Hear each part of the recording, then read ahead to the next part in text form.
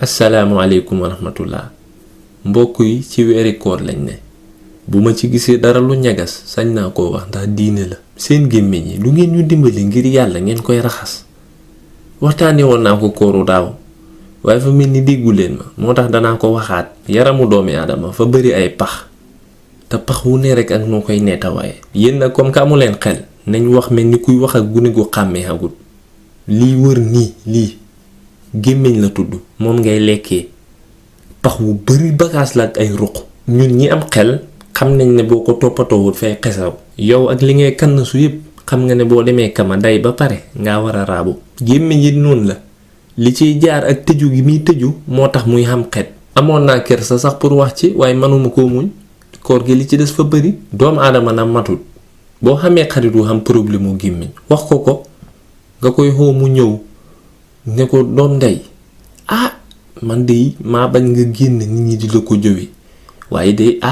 yaa ngi rayee de sa gémmiñ gi day koy neetawaay fa xam xet loolu dara neexu ci yaa ko mën a wax. def naa ci njàng tawar fa këll ba gis ne problème bi ñaari façon la. benn bi càggan la jël xasaw rek moom ko beneen bi nag feebar la. càggan mooy yëmbar wu ju xëdd lekk jën teg ci muudaake tërxale ko woon ju tëdd. boo jógee ñëw sës ma di fuddu naan loo may jege te nongoy koo ci wax ne sa gémmiñ bi fa nëb mu gis boppam nit da ngay bëgg lu baax surtout boo nekkee si néegi sëy dëkk ak sa soxna si kët